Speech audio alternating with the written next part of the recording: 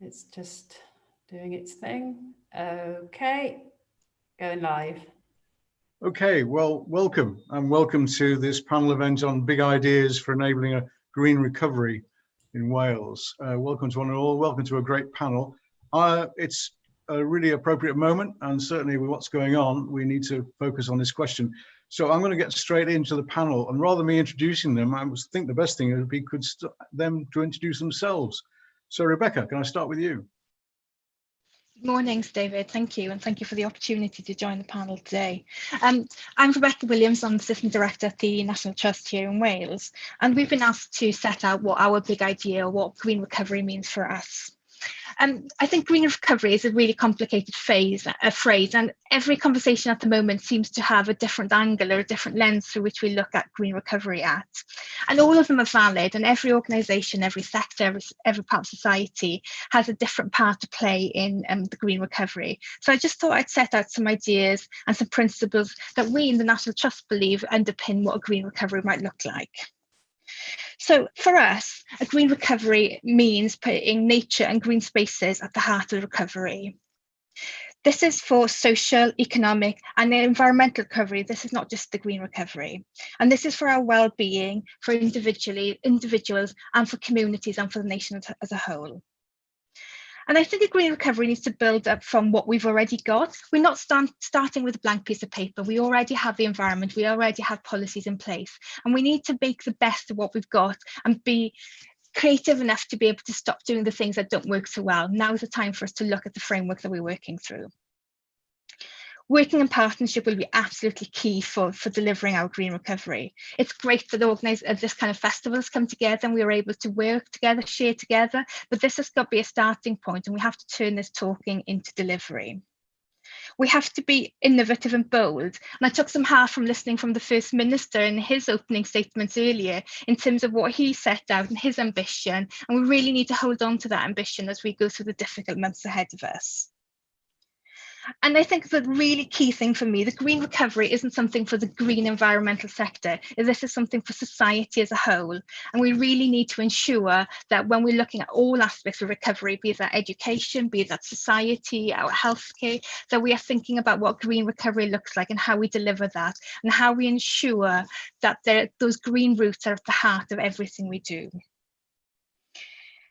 And finally, I think it's about moving beyond words. I think we talk a lot at the moment and we just need to turn that into action. And for me, this week, this festival, the Green Recovery Festival, needs to be about turning these words into actions and what can we collectively do to deliver for Wales over the next 2 years.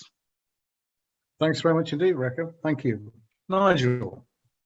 Morning, everybody. Boradar. I'm Nigel Hands, the director of the CLA in Wales. I took over just before Christmas, and what a different world it was then. We've got something like 3,000 members who manage or own around half the rural land in Wales. And we've been doing this kind of thing, our core activities, for just over 100 years. I think it's really important to look at what history tells us. And for us, having been around for 112 years, what will the future look like in 2130? It's obviously too far to comprehend, but it's going to be very, very different. But I'm personally quite excited about what the future can look like. And I hope that we're able to play a part in that. I think for us, really, it's about strong engagement with business. Really interested to hear what Rebecca was saying about engagement with society. And I certainly support all of that. But for us, it's about strong engagement with business as well. One of the things we've really learned from this awful pandemic called COVID-19 that none of us had heard about before is that there was no blueprint for tackling this. And I think it's been very challenging for government and indeed for us all, but also for business as well. I've got 3 ideas for a green recovery. The first one is around travel less, please. And I use this in a very generic way. I think the work side of this, commuting to work, is fairly easy to do. Very heartening to hear the First Minister saying earlier about 2,000–3,000 civil servants travelling to Cardiff every day. I think we need to set targets for reducing all of that kind of travel. We're doing it within my own organisation, but also It's interesting to hear how so many businesses now are putting targets in place for home working, for flexible working, a lot of things that we're all doing at the moment. It's a really, really easy way to cut down on emissions. And I think on the back of that, there's a real opportunity if we do this properly to improve our local communities. How do we do that? There needs to be systems in place to help us with that kind of thing. I'm lucky I've got some space at home where I can work from home, but I know a lot of our younger colleagues that live in London who are sharing a flat with 3 or 4 other people. It's really, really challenging. But for them, why should they miss out on the opportunity, and indeed lots of young people, to be able to work flexibly? Why can't we have better facilities at local libraries? Cafes are really good at providing facilities for working, remote working, and young people are very good at doing this anyway. But I think with better planning, loosening up the planning system to encourage things like local hubs, etc., I think we can make it a lot easier for people to work from home. I also think we should set targets for that. Why can't every organisation look at reducing its travel to work by 50% at least? What a fabulously easy way to cut emissions and do things in a very different way. The other bit of travelling less is harder, but I still think we shouldn't shirk away from it. We've all noticed over the last few months how awful it's been not seeing our friends and family, and indeed going on holidays. We don't by any means suggest people should try and do less of that, and that is a hard one to crack. But if we can develop new technologies such as electric cars immediately, like we've just done with responding to the COVID crisis, better public transport, more opportunities for glamping, really nearly wild camping, sustainable tourism activities that build on what people want, cycling facilities, walking, canoeing, swimming, etc. That's not hard to do, stimulates the economy and generates growth. My other 2 ideas are, the second one is around more local and less global, please. We really support Welsh Government on its development of the Sustainable Land Management Scheme.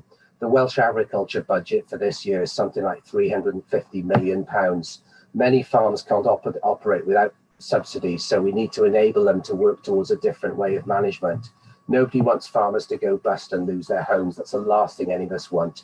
But I think the approach towards a more sustainable land management policy and a sustainable society is absolutely with us now, and something we all need to embrace.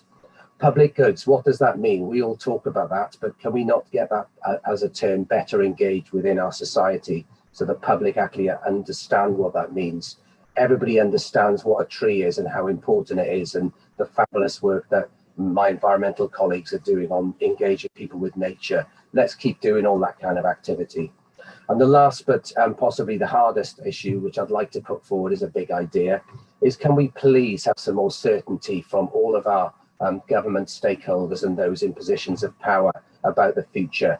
Brexit, what's happened to Brexit? We need fully joined up process to take that forward so we all know where we are.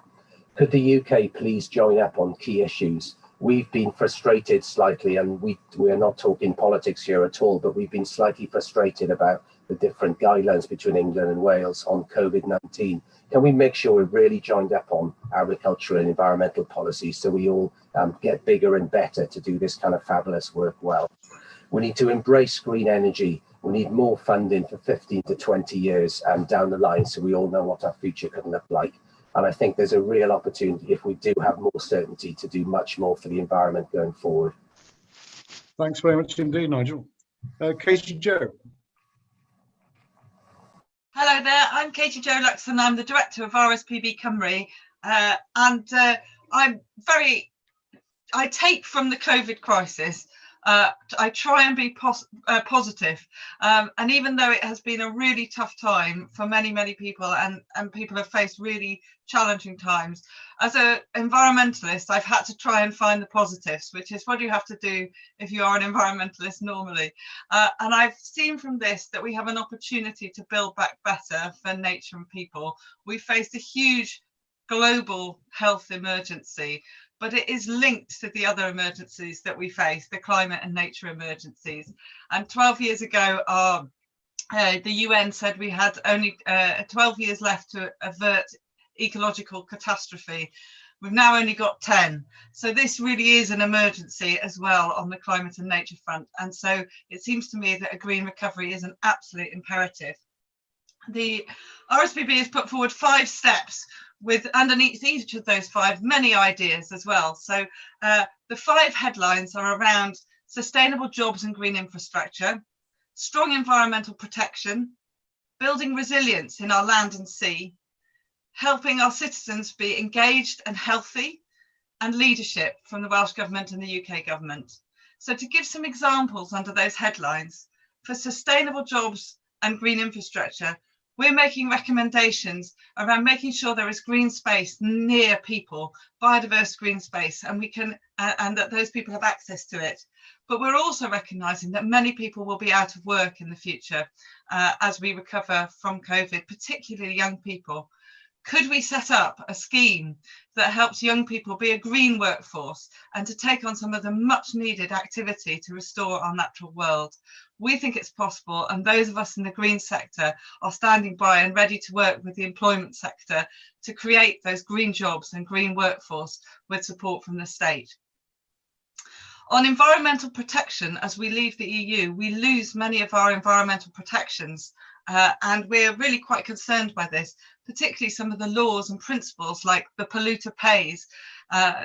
Some of those principles are not in our law, so we need to embed them into new legislation. And we need to have a watchdog that we can call upon if we don't think our government has acted appropriately, because we can no longer call on the Environmental Court of Justice, the European Court of Justice in Brussels. We're also calling for targets, and I was really struck by the First Minister talking about how the change we've seen in recycling. That big change was partly underpinned by targets set in law, and I think we need new targets to restore nature, to really focus the minds of the public and private sector as we go forward, so that we can bring around the scale of change we need for both nature and the climate. On resilience, building resilience in our land and sea, Nigel's already mentioned the importance of reforming our support for the farming system into sustainable land management policy. And this seems to be the direction of travel in Wales, but we're not there yet. And designing a policy is really important that we get that right, so that farmers and land managers are supported to deliver the kind of nature-friendly farming and environmental action that we need. But I'm also thinking of big landscape scale solutions. I'm sure Natalie will talk of the National Forest idea, but Wales' most important habitat on an international scale is our oak woodlands, as we've rebranded them the Celtic rainforest here in Wales. Restoring our Celtic rainforest and creating the next generation of woodland will be a really inspiring activity. But other areas are hugely important for climate and nature too. Our peatlands, our wetlands, the salt marsh, and even in the sea, the seagrasses sequester a lot of carbon. We can do a lot to restore these habitats so that they are the best for nature. And for our healthy, engaged citizens, we've got great ideas of wanting to work with the health sector, and there have been heaps of really good little pilot projects, all funded by good works like the lottery and private foundations. But we need to turn this into a new system, the Natural Health Service, we're calling it, where we embed the environment into our education and health system so that everyone has access to nature-rich green spaces, which is good for their mental health and their physical activity. And that also feeds into the food that we eat. And we've got some ideas around farm to fork diets that can help people eat healthily and support the farming systems in Wales. And finally, I don't believe this all happens without leadership. The Welsh Government has a hugely important role, partly because it's going to provide the funding for much of this work, but also setting the legal framework that would enable new ways of funding nature. So there are great ideas around working with the private sector, but we need the legislative framework that will enable that. And we also need to make sure that the government policy is not contradictory. In fact, at the moment, that's one of the most frustrating things about working in the conservation sector. You get a good policy over here and something else that undermines it over here, coming out of the same government. We've got to make sure that all departments deliver for biodiversity and climate change, as well as just the nature and environment teams in Welsh Government. And finally, something that perhaps Sir David will want to comment on as well, is to make sure our public estate is well managed for nature. So these are just some of the ideas we've got in the RSPB about a big, bold green recovery. And we really feel that now is the time to aim big. Thank you. Thanks very much indeed. Natalie. Boradar Powell. I'm Natalie Buttress. I'm the Director of Woodland Trust Wales, Coed Cadw. And I might have given you a little bit of a clue of what I'm going to talk about from the picture behind me. My panel colleagues have set me up nicely in terms of the specific idea that I'd like to sort of outline, which is about investing in our green infrastructure everywhere in Wales, but in particular hedges and edges. And what I mean by edges are all those field and stream margins and wild patches and ravines that enhance the farmed countryside. So some of you that are listening may have heard this idea before. It's a key Woodland Trust campaign at the moment, but I make no apologies for that because I think it fits really well into the green recovery context. So just to set a bit of a scene, back in the 1980s, we lost a quarter of all our hedgerows. A great deal of that is starting to recover and has been planted since, but that disruption in habitat has undoubtedly affected farm wildlife and the declines that we are seeing now. And at the same time, those hedgerows that do still exist, nearly 80% of them are in a poor condition. So our green infrastructure across Wales is in a precarious state, and a green recovery could very much have hedges and edges as a central theme. So my idea is about creating a natural network across Wales that involves a substantial and extended network of dense and wide hedges, tree lines and shelter belts on farms. And so if I could just paint a little bit of a picture on that. So imagine a map of Wales and lots of green lines starting to develop and create that network, if you like, a bit of like capillaries on a new green lung. And they're all connected into one big network and much more dense than they are now. So the idea would be to support the management of natural field boundaries on farms in ways that deliver a multitude of benefits. And this is the key point really, that it's a multiple benefit idea. So not only is it helping to improve biodiversity and make those connections between the different green habitats out in the farm, but it's also about the landscape, the soil, the water, the carbon, the air quality, and at the same time supporting the farm business and other rural businesses that would support it in the creation of this enhanced green infrastructure. So in terms of how this would work, well, we think it needs to be a long-term collaboration between farming, forestry and other countryside and landowning interests. So it needs to be a collaborative approach, and it'll need public investment to achieve this rapidly and substantially. It needs to align the interests of the public with support to farmers. So a dependable income for farmers, improvements to soil, carbon and water, shade, shelter and other benefits for livestock. If you ever look at a field of sheep when it's a sunny day, often they will be leaning up and lying up against the hedgerow. An attractive landscape for tourists, resilience against flash flooding, soil erosion and pollution, and sources of nectar for pollinators. I could go on, there's more benefits there. But to realise all of those benefits, we only need to create more on a small percentage of the farm. So we're not talking about wide scale planting, but we're still talking about a significant increase overall in agroforestry in Wales. And we think that about less than 4% of farmland is needed to be planted in this way, which could fulfil over 50% of the Welsh Government's planting targets. That's quite a sizable few thousand hectares of tree cover. And as Kate Jo said, this could also be part of the National Forest. There could be demonstration areas where there's really good quality and high standard hedgerows and edges that we can point at to help others learn from. So we think that this is a scheme that has lots of potential, and it's something that we will keep promoting as the Woodland Trust. And in conclusion, it's about elevating investment in green infrastructure, helping farms and rural businesses. It's relatively easy to implement, and it could universally apply to the 80% of farmland that we have here in Wales. So that's my idea. Thank you very much. Thanks very much indeed. So my role here is to chair the panel, but my main role is I'm chair of Natural Resources Wales. And one of the things that's been happening recently is I've been asked to lead a task force to looking at how we might accelerate this green recovery in Wales. And in getting a crowd of folk together who have come across a whole range of sectors, I've been very much focused on a whole series of practical actions and ideas for action that are not simply more strategies. So there are things that actually we can do that can example, act as demonstrator projects, etc., to try and move this on. It's almost as if COVID has given us a collective pause in what's happening in the world and a time to reflect. And there was an opportunity now to reset some of these things. But I also know from my own past experience in government and elsewhere that when we start recovering from things or starting anew, we tend to reach for the old levers, the levers we know, the levers that work or seem to work.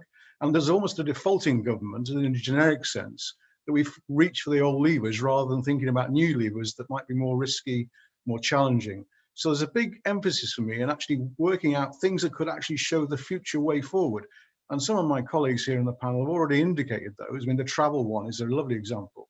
I also use that in my past career, when we talked about economic development, the great prize was getting a large call center with hundreds of jobs in it, which was a big generator of employment.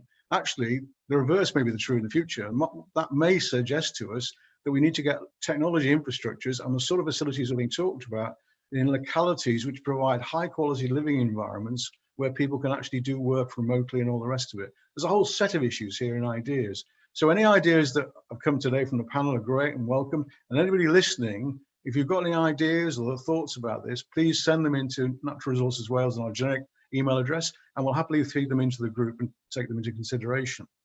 So going back to my point about we reach for the old levers and the old challenges when reaching for the old levers start worrying us, my question to the panel is, looking around, particularly what's happening in UK government-wise generally, is can Wales afford to invest in nature?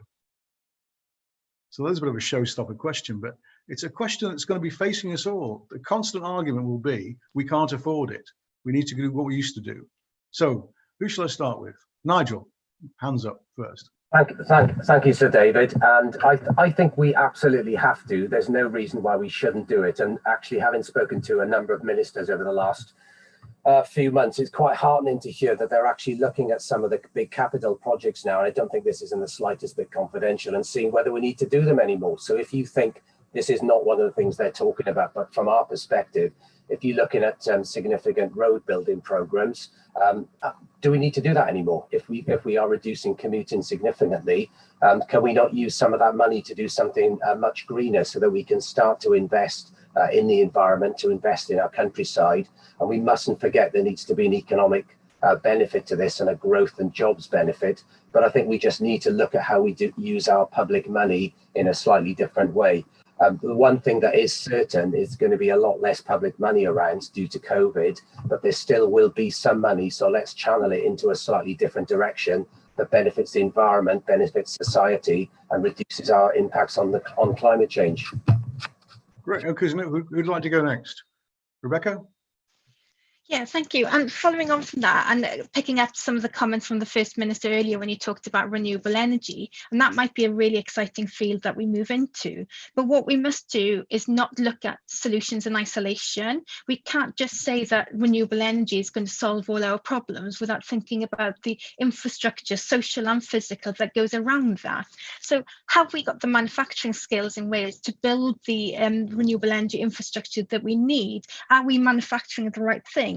Are we teaching our students and future engineers the skills that they need to be able to maintain and build the renewable energy sector in Wales?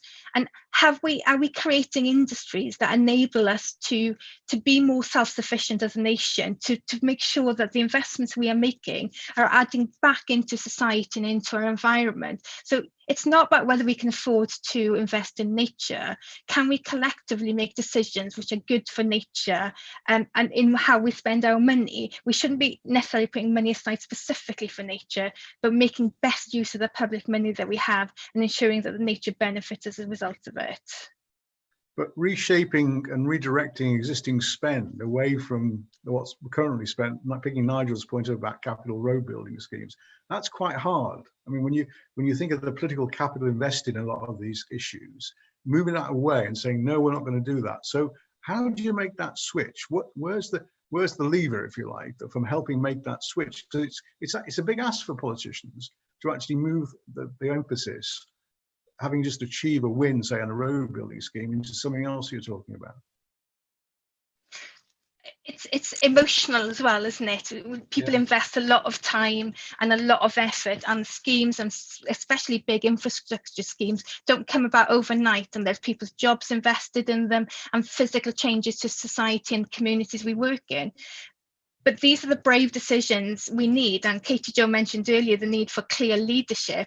This is the leadership we're looking for at the moment, is for people to make those bold decisions and to take decisions that maybe have not been possible in the past because that kind of old way of thinking was there. But now looking forward, is this a time to be able to make difficult decisions? I don't envy politicians in this decision making, and I'm not suggesting it's easy, but now is the time we really need that leadership.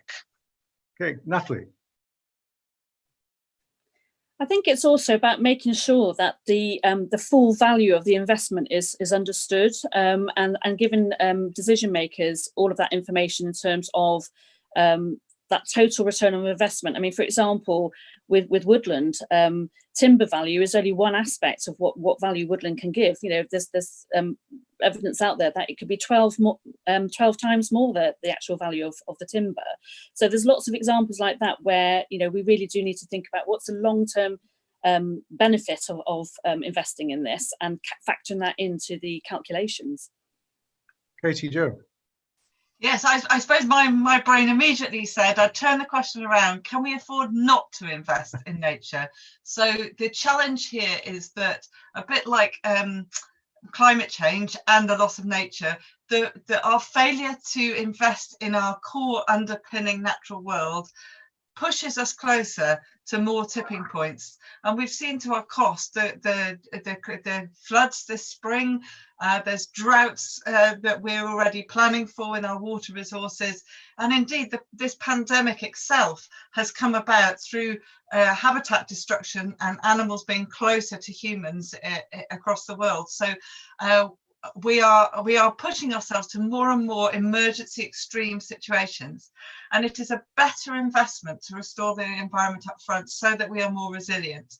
So the pitch I would make would be around, how do we invest the money we've got now in more effective ways? And I think the response to the coronavirus actually gives me hope that we are not within the economic straitjacket we have been before. Can we rethink things like our health service, so that we are not always investing at the end of the pipe and giving people huge amounts of antidepressants, but we're thinking about how do we help people live more positive lifestyles, more active lifestyles, that's more engaged with nature. So we need less investment in the really expensive pills that we're doling out at a huge multi-million pounds of costs in Wales.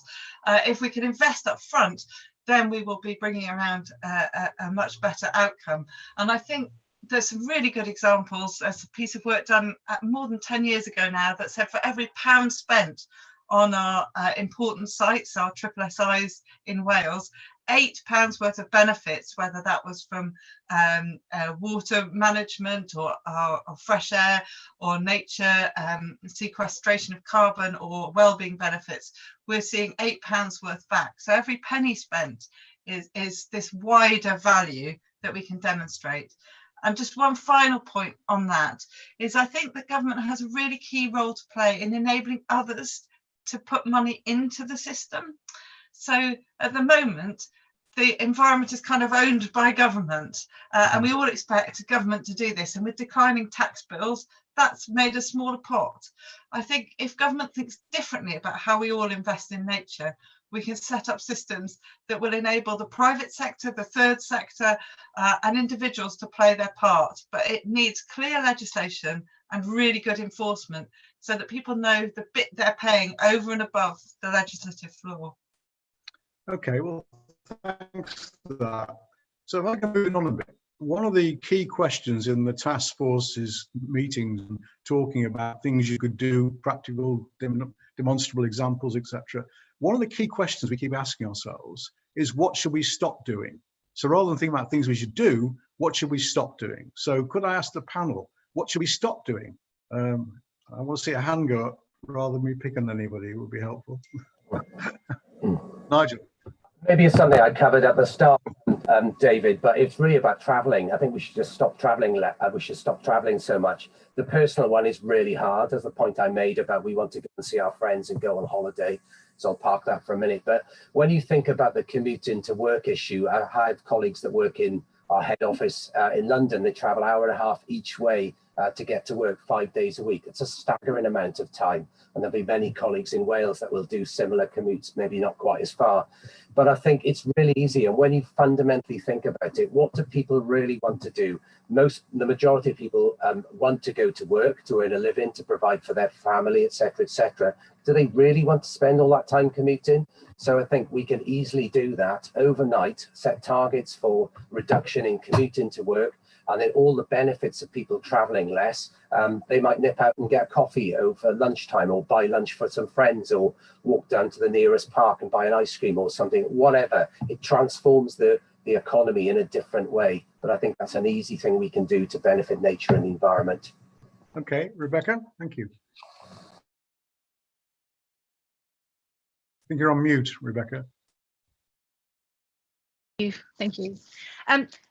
While I agree with Nigel's points about we should stop travel, and it's really important, and we have learned so much more about what the capability of Zoom calls like this are, I think we also need to reflect that we should stop creating policies that increase kind of injustice and kind of that gap between those who do and those who can't. While working at home has been really successful for a huge number of people, there are many, many other sectors where working from home is not an option. And actually, indeed, some people who can't work from home because they just don't have the environment, the infrastructure, the technology that enables them to do so. So we have to ensure that every policy we put forward and things that we stop doing or the things that we do don't grow the gaps in society that we've seen, and we don't grow those who can and those who are left behind further. And we have to be very cautious about that.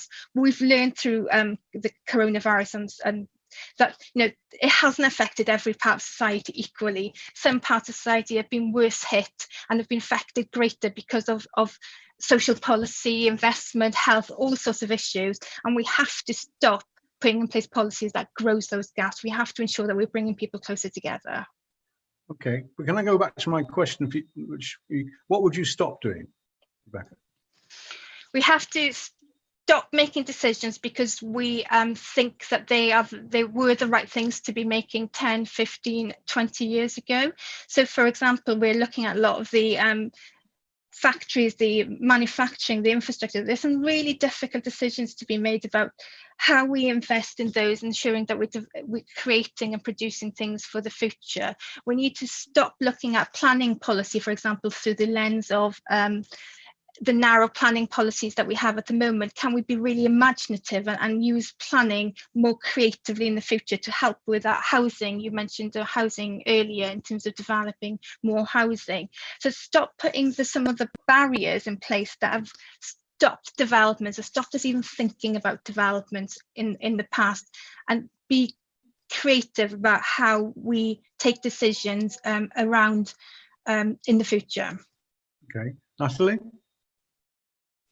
I think this kind of builds on the point that you were making earlier, Sir David, about defaulting back to the kind of the natural levers. And I've seen lots of examples recently in terms of process for flood management sort of taking its normal course, and then thinking about natural flood management systems at the end of it. And really, that should be right at the beginning. How can we use nature-based solutions to reduce that flooding risk to communities, and how can we work with the communities to help with that? It might not be the full solution, and there may need to be some other hard infrastructure solutions as part of that. But if you start from that point, it's the residual hard infrastructure then that's left at the end, rather than some big engineering scheme that could have been done differently if it had been thought about differently in the first place. So that combination of kind of the thinking at the beginning and having local people input to what's appropriate and what they know about the local environment as well, I think is a key change in decision making behaviour that needs to happen. It's a really powerful point, and I know it from NRW. We're having to unlearn some of our traditional approaches to flood management, and particularly how we start engaging with communities right from the start. And we are massively changing that approach. It's almost like a rewriting the playbook, I call it, in a very different way. Katie Jo. Yes, I think I was going to say something very similar to Natalie. I think it's around stop. We tend to think in silos, and we tend to think of the environment almost as the last thing, the hurdle we've got to overcome. And our planning system is actually set up so that you do your environmental impact assessments at the end, and you look at how you get over the environmental hurdle.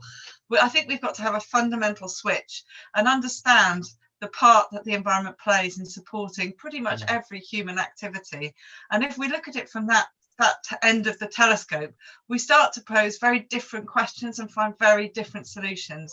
So I've been very involved in peat restoration projects in the uplands in Wales, and this has huge benefits for the water industry. We can save significant amount from our water bills if we invest in the uplands. But one of the big risks there for the water companies is actually the certainty that has. As you said, there's slightly higher risk in doing some of these environmental projects. So I think the part of it is about understanding that some of this is new and we've got to learn and adapt, and there is a kind of investment cost as you learn to do that. We've got to understand more about our natural world and invest in that. So I think there is some really big opportunities for us in thinking quite differently, but starting almost from a point of environmental restoration gives us very different answers. And I suppose the other thing we touched on, which is around what would I stop doing? I would stop measuring things only by GDP, because there is so much more value beyond GDP. And we've really seen that during the coronavirus outbreak in how people have responded to their well-being and engagement with the natural world. Thanks very much. Well, I'm getting some feeds coming in from what's on YouTube now. So one big question, it came up a bit earlier, but how should government achieve policy coherence to ensure secure ecosystem resilience? So that policy coherence point that somebody made earlier on about two parts, I think it was maybe you, two parts of government, one bit doing this way and that contradictory policy. How do you sort that out? Go back to you, Katie Jo. Yeah, I think it is partly a leadership challenge. So I think the First Minister needs to be holding all of his ministers around the cabinet table to account and asking them all, what are they doing to contribute to the nature and climate crisis as we go forward? I think that's an absolutely critical point. But I think one of the tools that will help with that policy coherence is to put in law nature recovery targets, because I think that will really drive some of the behaviour that we've seen. We know that what we count tends to be the things that get funded. And at the moment, frankly, I've worked in nature conservation for 25 years. We're always the bit of government that gets cut. There's never been any money for nature. So it doesn't really matter that there's less money at any point in time, because there's always been cut. That's how it feels from my end. I think we can still be very creative, because I think there is such a good opportunity here. If we put those targets in law, a bit like the recycling or the waiting times for our ambulances and beds, we can start to drive some of the behaviours, and we'll start to see some of the resources flowing into this area of work. Rebecca. Yeah, and I was just going to say, maybe the elephant in the room for us here in Wales also is the relationship between the Welsh and the UK government.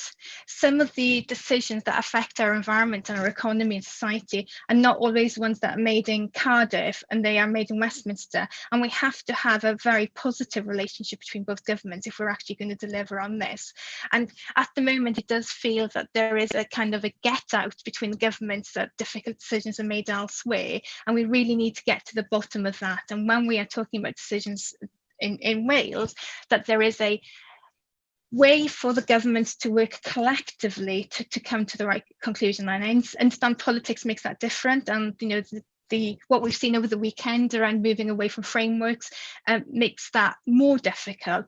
But we must try and get to a position where governments are not competing with each other to make the right decisions in Wales, but they are working collectively, particularly when it comes to some of the big investments, the big infrastructures, which will have greatest impact on the economy, on society, and on our environment.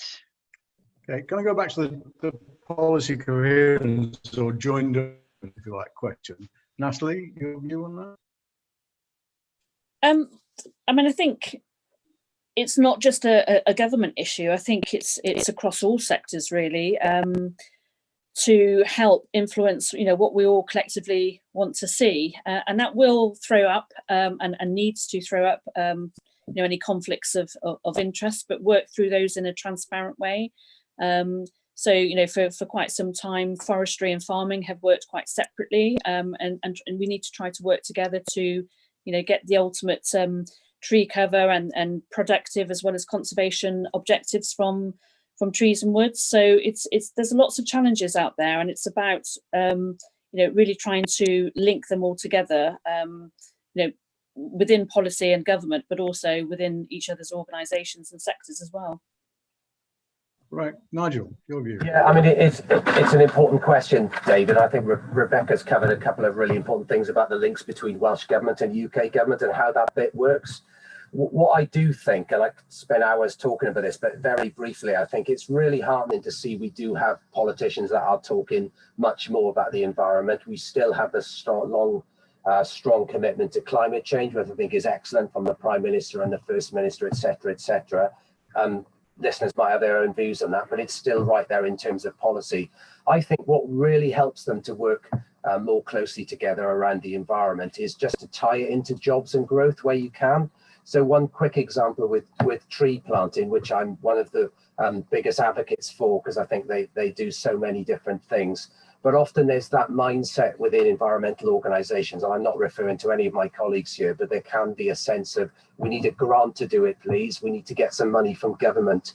We need to get some public money to plant trees, as one example. It'd be much better, I think, in certain areas, if you looked at, say, large-scale tree planting and thought, well, if we can have a funding scheme that then provides a commercial return after 15 or 20 years for the landowner is probably more likely to get into that. If you can tie that into X number of jobs will be created, politicians start to listen and think, oh, that actually sounds quite interesting. So we've got our buy-in from the public purse, but actually there's an economic link as well.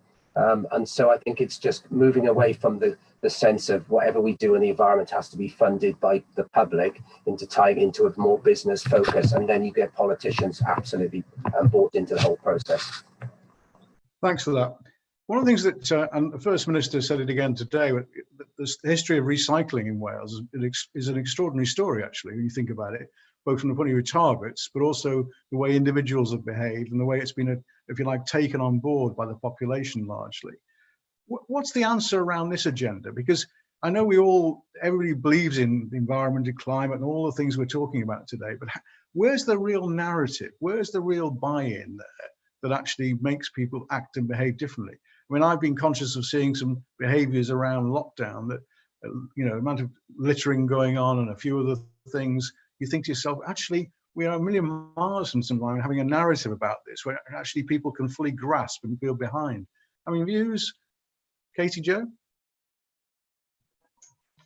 Yes, I think there is a lot of work that shows that different people react differently to the messages around nature. And we've tended to be a very fact-based sector where we've communicated very starkly about the declines, and my organisation has done a lot of contribution to that evidence-based, so-and-so percent decline in this, that and the other.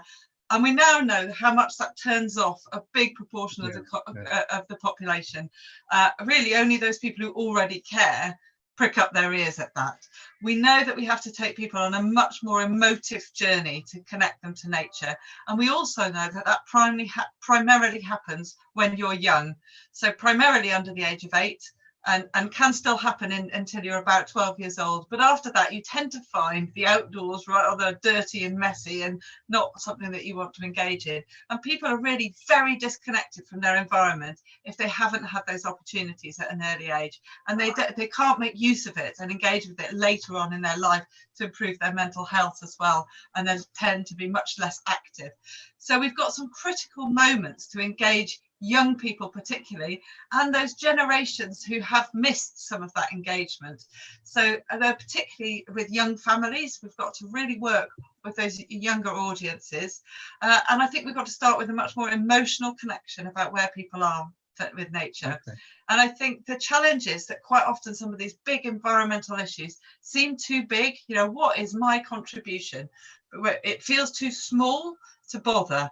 So people need to see the journey between their individual action that they can do themselves up to the big picture. And why I think recycling has been quite successful is the repeated reporting of what I do in my own house does add up with my neighbourhood, with my rest of the council and the country. We've seen how individual action can add up.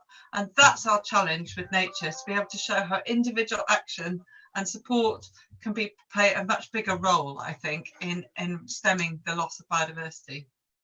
Okay, thank you. Natalie, I mean, your view on that sort of story, or I call it, or narrative? Yeah, I'd expand it a bit wider actually, and talk about kind of community action, because I think that, you know, we probably don't utilise parish and town councils enough in terms of that collective ownership of local natural spaces.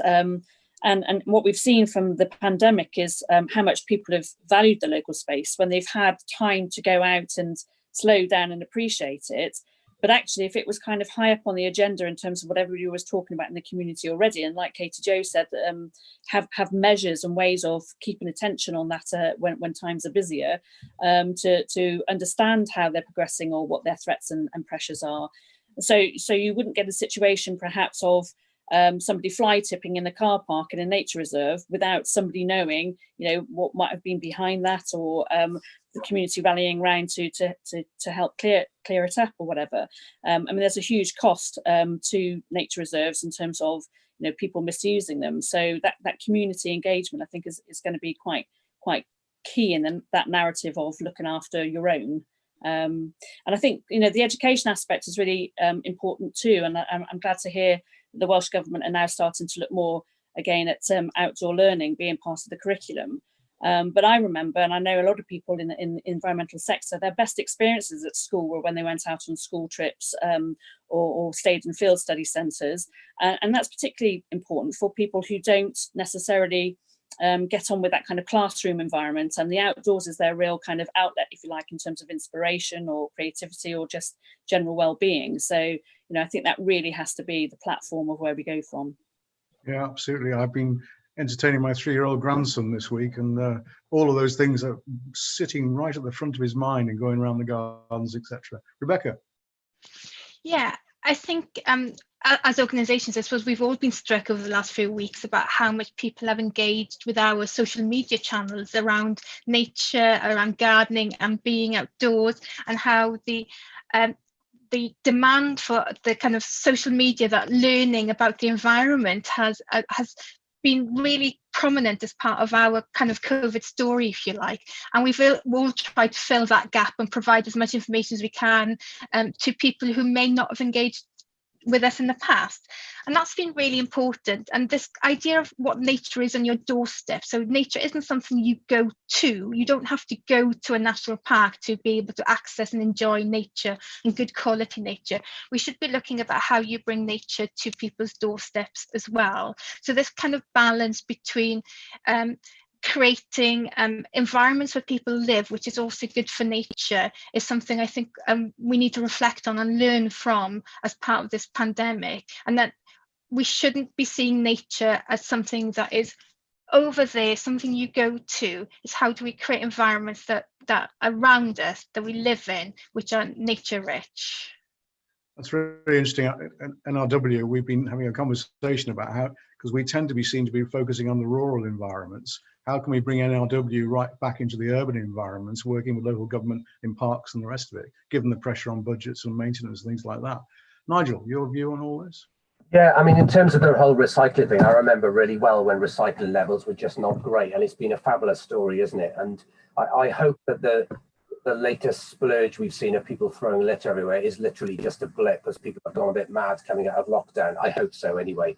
But I just think in terms of the whole recycling debate, I mean, it just frustrates me when you still see things on packets saying this cannot be recycled. I mean, why are we still doing that now in 2020? Everything should be able to be recycled. And if it can't, is there not a business opportunity for the UK to or Wales Indeed to fund different technologies that we can use, and then we can export them around the rest of the world. And you have a fabulous education story on the back of that, but also a job creation story. And I think that's just so important. We're all well aware, I think my son did a big project last year on microplastics, and it's just utterly depressing to see so many plastics in the sea and in our water environment. So I think the whole recycling is a fabulous story to kind of bring this all together. The public are really well engaged in it, and I think there's some real opportunities to keep pushing that thing forward so we have 100% recycling. So thanks for that. So we talked earlier about, I mean, one of the issues and challenges is try and get, if you like, more development at a local level, and putting technology platforms in the facilities that people are talking about, so enabling people to work more locally, and then that would build more local sourcing for local supply chains and the rest of it. But and also in terms of tackling some of the poverty issues that were mentioned earlier on. I mean, that I think Rebecca was talking about particularly.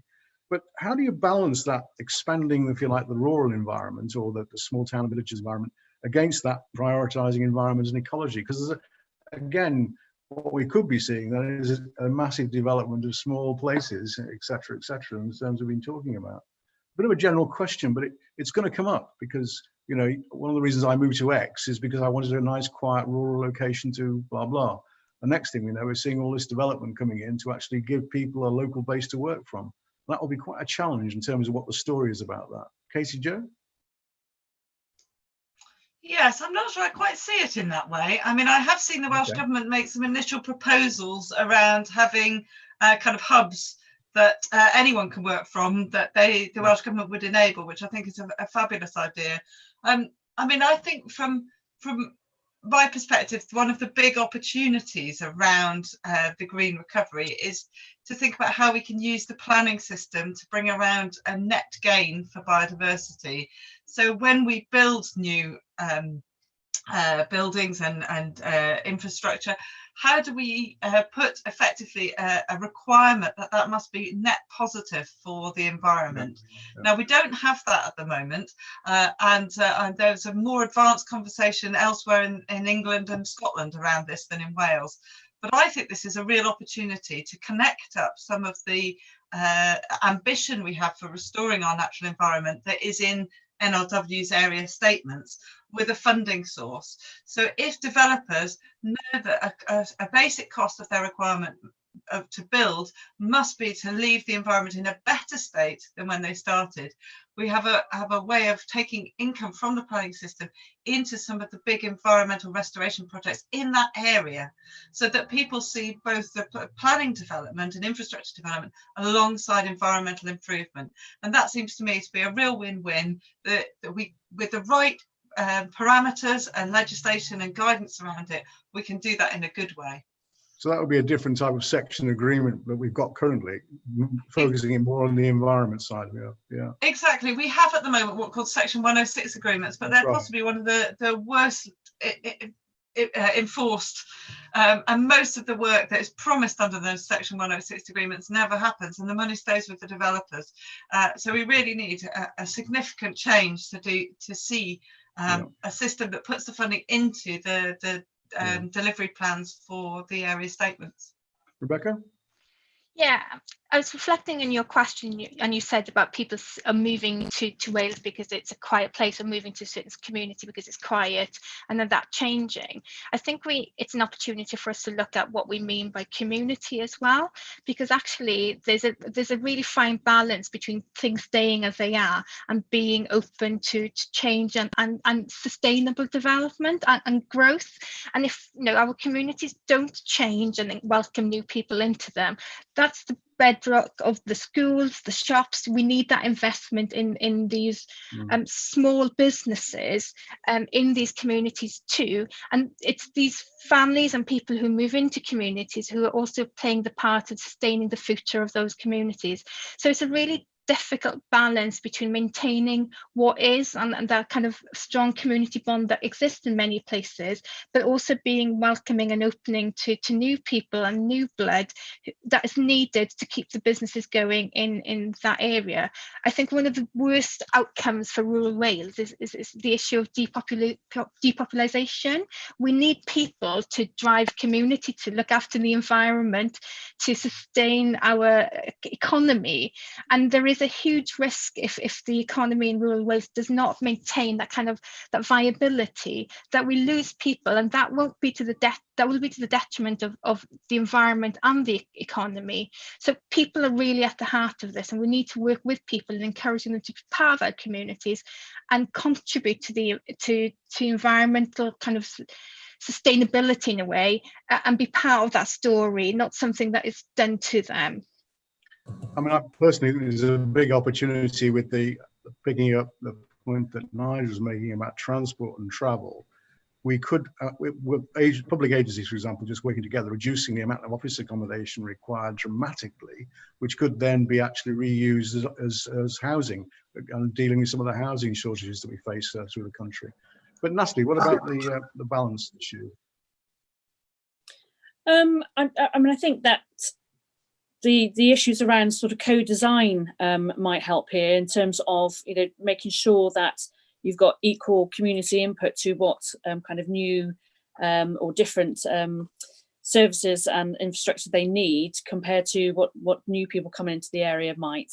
So yeah, I don't know what the answer is in terms of that, getting that balance, but other than it needs to be kind of a, you know, coming from both directions perspective. I mean, there's examples like tree towns that I think are starting to take off in certain areas, where, you know, it's very much starting from the point of, you know, what environmental infrastructure do we need first, and then let's build the kind of development and the opportunities and the economic aspects around that. So yeah, repeating really what we were saying earlier about the kind of starting from that environmental perspective first, but also from the community perspective.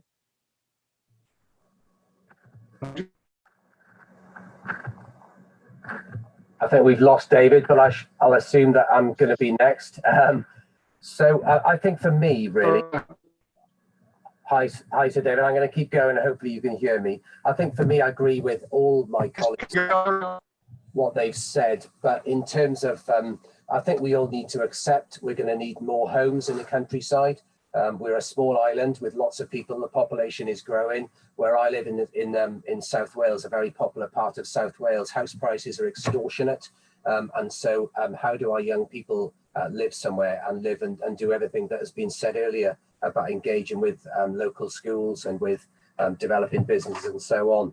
I think there's opportunities to develop more businesses now that people are able to travel and work less, and even those that commute, if they can do that 2 or 3 days a week, then they can still work and live in a local area. I think in terms of tourism, we have businesses operated all year round now, and I think there's a lot more scope for sustainable tourism opportunities, which create jobs, which create growth, which allow people to live in a local area. But I think for me, it's very much about relaxing the planning restrictions that we have at the moment. And that doesn't mean every greenfield site you can build 5,000 new homes on. Absolutely no way are we suggesting that by any means. But small scale, really sensitive housing applications where people are able to build homes that are sustainable and do all the exciting things that happened in the Code for Sustainable Homes, for example, and that Katie Jo, I think, is alluding to around green roofs and better biodiversity, etc., etc. So in summary, there's loads of scope to do it, but we just need to think differently, and the legislative levers like housing and planning laws need to be changed. Okay, I'm back. Can you hear me? Can you hear me? Yeah. Good. Thank you for that. Sorry, I temporarily went down. So only a couple of minutes left. So you'll never have power like this again. You're suddenly in charge of Wales in a very dictatorship type role. So what would be the one thing you would do, as on this agenda we've been talking about this morning? So what you've got absolute power to rule Wales, as in the past. So what would you do? What's the one thing you would do by order within the next couple of weeks if you were on this agenda? So Rebecca. I would change the matrix by which we measure success. So Katie Jo mentioned it earlier. the jobs created, the GDP measurements of success, I would put in place measures of success that measure our green recovery success in Wales. Okay, Nigel? We're all on the spot, David, so I'm going to do my very best to come up with the answer to this. I think maybe I do one message to every single person and young person that lives in Wales about what actually a sustainable future will look like and how exciting it is and why you shouldn't be threatened by it. I'd use social media, I'd use the print media, I'd use every possible media to do one big message out to everybody saying it's going to be great, don't be depressed. So it's a big microphone now. Hear this, Wales. Yes, this is the story. Natalie? Well, Nigel's pitched a bit of what I was going to say, but basically, you know, in terms of future generation education and skills and opportunities, a real focus on the next generation in terms of thinking and doing differently. Right, is Katie Jo there? I can't see her on the screen. Yeah, I'm still here. I think we, as others say, we need to see change happening, and people need successful projects to believe in. I would commission a program of nature-based solutions for climate resilience and bringing people closer to nature. A really big program with capital funding and revenue funding, and get some real tangible projects that we can shout about as being different in Wales. Great. Well, you never know. You might get a call next Monday from Welsh Government, so we'll see what happens.